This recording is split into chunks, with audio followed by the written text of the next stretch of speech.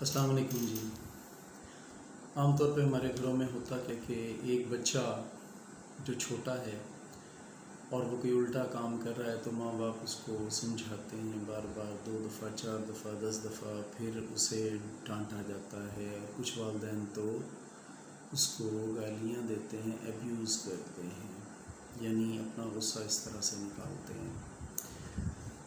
پھر باری آ جاتی ہے پٹائی کی، پھر اس کی پٹائی ہوتی ہے، بچے پہ 1 گھنٹہ 2 گھنٹے 1 دن اثر رہتا ہے، اگلے دن سے پھر وہی کام شروع کر دیتا ہے۔ ہم پھر اسے پہلے کچھ دن سمجھاتے ہیں یا ایک ہی دن میں کچھ دفعہ سمجھاتے ہیں، پھر اس کو ڈانٹ پڑنی شروع ہو جاتی ہے، اور اس ایپیسوڈ کا جو اینڈ ہوتا ہے وہ دوبارہ مار پر ہوتا ہے۔ یہ سلسلہ چلتا رہتا ہے، لیکن ہم دیکھتے ہیں کہ بچے میں مستقل اس کے کردار میں چینج نہیں آ رہی۔ دیکھیں، ہمیں اس بات سے بچنا ہے کہ بچے کو نہ مارے، اور ہم خود بھی مارنا نہیں چاہ رہے ہوتے، لیکن وہ ہمیں اتنا ٹیز کر دیتے ہیں، زج کر دیتے ہیں، جس کو ایک پنجابی میں لفظ بڑا خوبصورت ہے کہ کھج چڑھ جاتی ہے، اور اس کے بعد ان کی پٹائی ہو جاتی ہے، اور ہم حالانکہ مارنا نہیں چاہ رہے ہوتے۔ اب سوال یہ پیدا ہوتا ہے کہ آیا 2 سال 4 سال 5 سال ایسی عمر کے بچوں کو مارنا چاہیے؟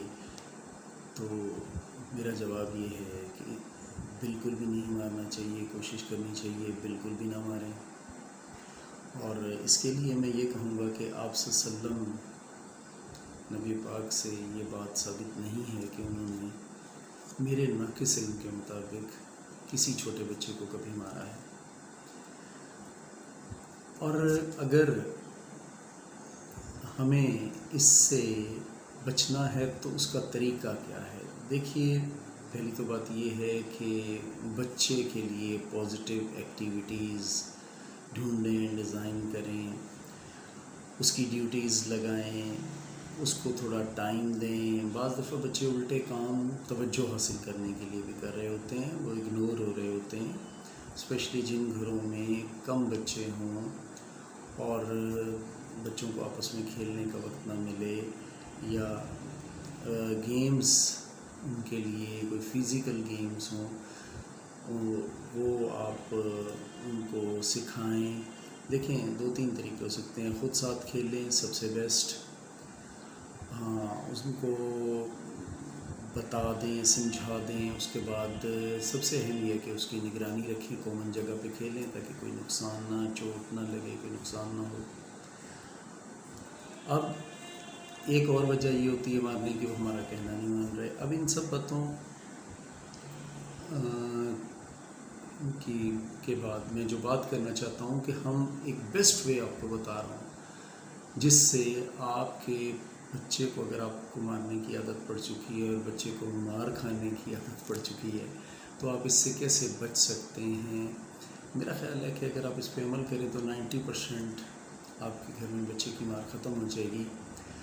اب ایک بچہ الٹا کام کر رہا ہے، آپ نے اس کو کہیں کہ میں 10 تک کاؤنٹ کروں گی یا کروں گا، اگر آپ باز نہ آئے تو اس کے بعد آپ کو مار پڑے گی۔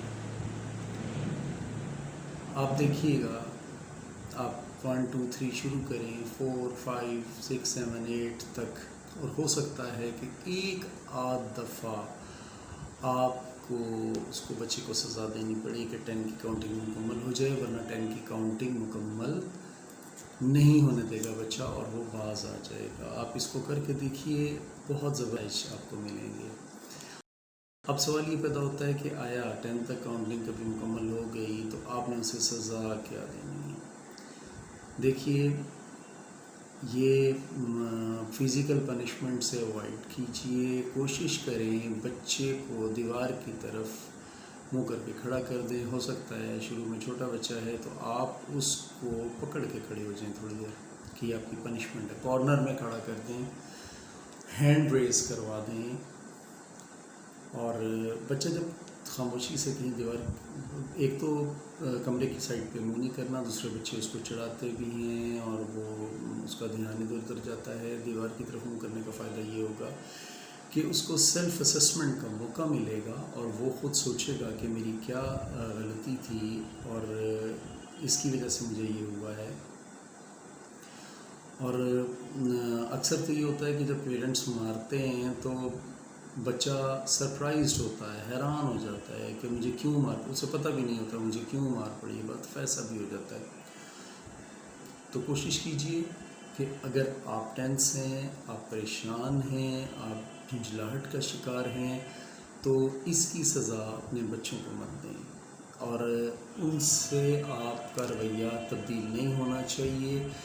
یہ ہمارے ہاں ایسا بھی ہوتا ہے کہ مما بابا کی لڑائی ہوئی ہے، پٹائی بچے کی ہو گئی ہے، تو یہ پریکٹس بھی بہت غلط ہے. کوشش کریں اگر آپس کا کوئی اختلاف ہے تو بچوں سے علیحدہ بیٹھ کے ڈسکس کریں، بچے سو جائیں اس وقت ڈسکس کر لیں. تو بچوں کے سامنے لڑنے سے اعتراض کریں، کیونکہ پھر اگر بچے آپس میں لڑتے ہیں تو آپ کہتے ہیں لڑنا بری بات ہے. بہت شکریہ جی، اللہ حافظ.